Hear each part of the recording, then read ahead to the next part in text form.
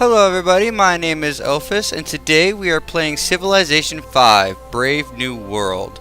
This is going to be part tutorial and part let's play. To be perfectly honest, I'm trying to get some people in my gamers group. Aether Toast, XT Wolf, Ian Bailey. I'm trying to get them into Civ 5. So, in order to entice them, I thought I would make this little tutorial video and show them how the game is played and how much fun it is once you get balls deep in it. And hopefully you guys will enjoy it, and hopefully you guys will learn things as well. So, with that being said, let's go ahead and dive right into the single player.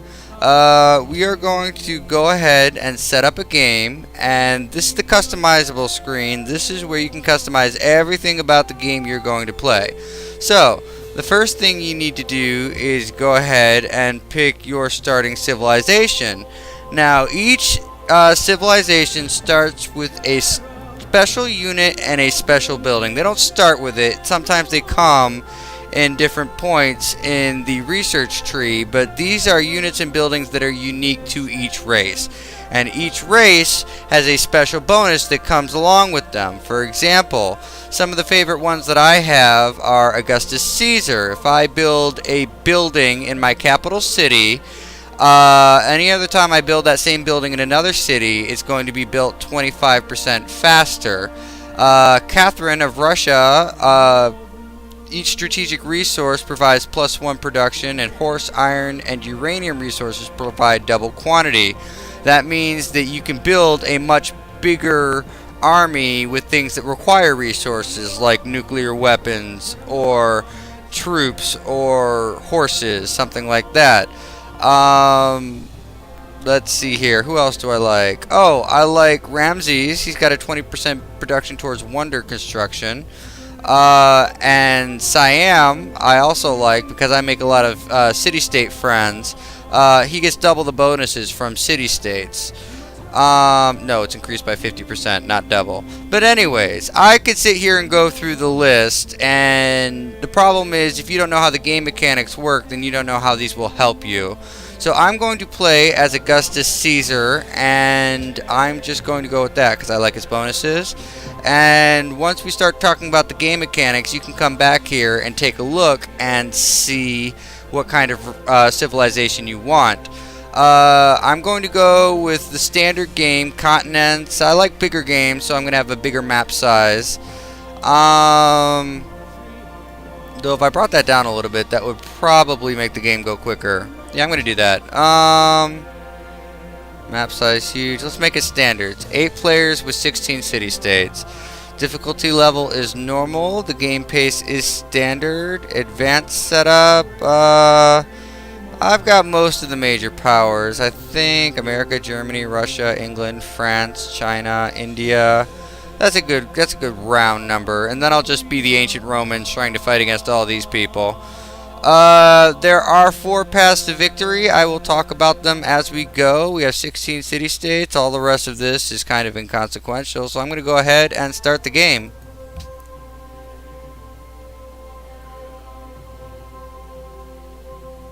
The blessings of the gods be upon you, Caesar Augustus, Emperor of Rome and all her holdings. Your empire was the greatest and longest lived of all in Western civilization, and your people single-handedly have shaped its culture, law, art, and warfare like none other, before or since. Through years of glorious conquest, Rome came to dominate all the lands of the Mediterranean, from Spain in the west to Syria in the east, and her dominion would eventually expand to cover much of England and northern Germany. Roman art and architecture still awe and inspire the world, and she remains the envy of all lesser civilizations who have followed. O mighty Emperor, your people turn to you to once more reclaim the glory of Rome. Will you see to it that your empire rises again, bringing peace and order to all? Will you make Rome once again center of the world? Can you build a civilization that will stand the test of time? I don't know, but we're about to find out. So let's go ahead and begin our journey. The first thing we need to do is settle our capital city. Now, the general rule is wherever your settler starts is where your settler settles, because I could theoretically sit here and explore and try to find the perfect spot for my civilization. The only problem is that all the other civilizations in the game are going to settle their city first, and I will be losing valuable time that I need to be building an empire. So I am going to go ahead and settle my city right there. It's next to a river, so it's not too bad. Before we get balls deep into this game, I'm going to start talking about some of the mechanics that we're going to be working with in the early game. First off, our city develops a certain amount of resources every turn. I'm generating 4 science, 3 gold, 5 production, and 2 food, and 1 culture. What does all of this mean? Well, let me explain it to you. First off, we have science. I am generating 4 science per turn. Science is used towards researching technologies. I'm going to do that right now. My first technology is going to be probably pottery, but let's take a look at the technology tree. So this is one of the many areas where you get to fully customize your society, and depending on how you want to play will depend on what technologies you research right off the bat. For example, some people like to get certain wonders right off the bat. So if I wanted to get the pyramid before everybody else, I would start researching mining and then go straight into masonry without having to worrying about all the rest of this or how many turns it would take, because I want that wonder before everybody else. It's just an example. Once you get a chance to take a look at the tech tree, once we get deeper into the game, you will be able to decide which direction you want your thing to go.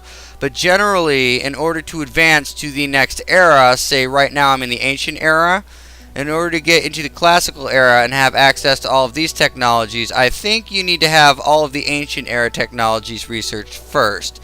I'm not 100% sure on that, but I'm pretty sure that's the way it's going to go. So me personally, I think I'm going to go with pottery first, because if I get pottery, I can build a granary, which will help me build my cities faster. It will help me grow citizens faster. It will also give me a shrine, which will allow me to get started on a religion if that's what I decide I want to do. Let's see. I'm generating 4 science per turn, and that means that it costs about 40 science in order to build pottery, which means 10 turns from now is when I'm going to research pottery. The next piece of currency is our gold. Every unit that you have, every building that you build has a gold maintenance that you have to spend per turn.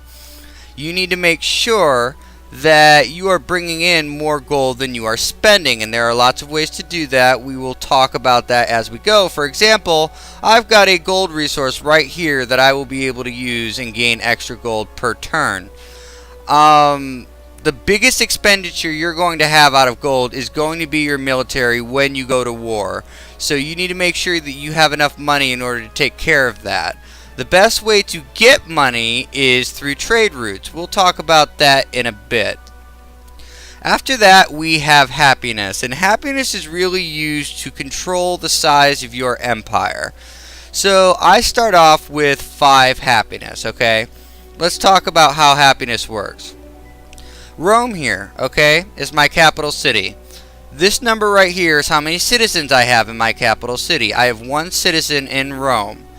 Every time I gain a citizen, I will lose 1 happiness. So I need to have enough happiness to maintain the number of citizens that I currently have and I'm going to have. And the more happiness you have, the bigger you can build your empire. You can usually gain happiness. The easiest way to gain happiness is to mine luxury resources. For example, right here I have spices. If I mine spices, I'm going to get 4 extra happiness that'll be added to my total. If I mine gold, I'm going to get 4 extra happiness that adds to my total. Unfortunately, stone is not a happiness resource, but it is a strategic resource. We will talk about what that does in a moment. This little item right here keeps track of how much happiness you have gained overall. So I'm making 5 happiness per turn, in 5 turns, I'm going to have 25 here, okay? Once I eclipse 500, I'm going to go into a golden age, and I'm going to get all of those nice little bonuses that are listed down here on the bottom of this little box. So, it benefits you to have a lot of happiness. Next, we have culture. Culture is gained a certain amount per turn. You start with 1. There will be buildings and stuff that you can use to increase that. Culture is used for buying social policies. Whoops, that is the wrong button. Social policies, okay? And this will help you customize your empire. There are only 4 available to start with. There's tradition, which is good for small empires. There's liberty, which is best for rapid expansion. There's honor, which improves your military. And there's piety, which improves how fast you can create a religion. Now, these are good things to keep in mind because the direction of your empire, where you want it to go, starts on the very first turn. Because if I want to build a religion, I would want to sacrifice building an empire in order to make sure that, for example, I get X religion from shrines and temples, that I can get discount on buying religious buildings. I can get more gold from having religious buildings, stuff like that. Or if I want to if I want to build my empire quickly, I want to expand on the Liberty Tree. You are not going to have enough time to research all of this buying it with culture, so you need to pick and choose which bonuses will help your empire. Culture also helps expand the borders of your empire. So in 15 turns, right here, I will gain this tile right here.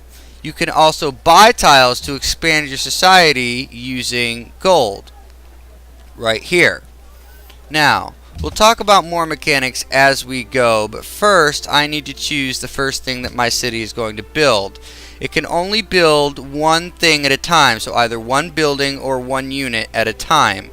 Now, I could go for the monument and try to get a jump start on my culture, but I think what I'm going to do first is to get a scout, and there's for 2 reasons, right? The first reason is that, yes, I already have a military unit that can help me expand the board, find new luxury resources like marble, which I just discovered, and discover other civilizations. The only problem is, number 1, when I move my military unit, for example, I just moved him up onto a hill, which used up all of his moves. Okay, the unit here has 2 moves per turn, but if it passes through an obstacle like crossing a river or going through a forest or going over a hill, it costs an extra move to do that. My explorer doesn't have to worry about that. My scout will be able to move 2 moves per turn without having to worry about hills or forests or anything, so I will be able to explore a lot faster using a scout rather than my unit. The second thing I need to be conscious of is in the early game there are barbarians out here who will attack my city for no good reason. I can't have my warrior out exploring the rest of the world and leaving my city vulnerable.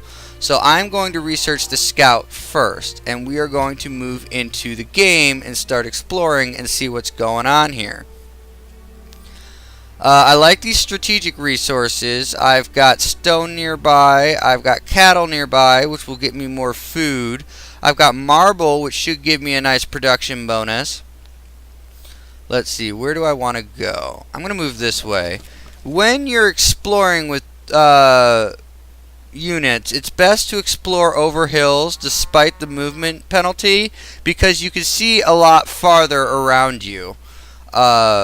You know, I could see 2 tiles in front of me instead of the normal 1 if I was on flat land. So, we are going to stick with that. We're going to hit next turn again, give everybody a chance to do their turns. And then I think I'm going to move this guy upwards and just get a nice feel for what is directly around me.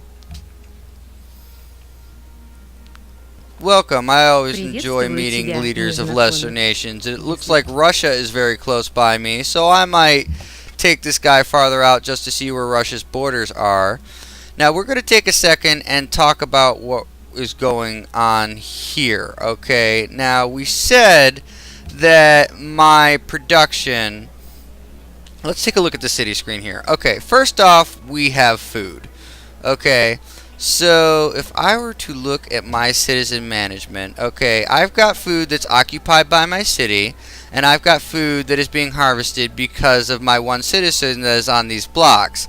Now, all of these things here have things that I can use to grow my empire, but I'm not getting those resources because I do not have a citizen on them yet. I need to grow citizens by getting more food. Okay, so I'm bringing in 4 food per turn because of my capital city and because of my one citizen.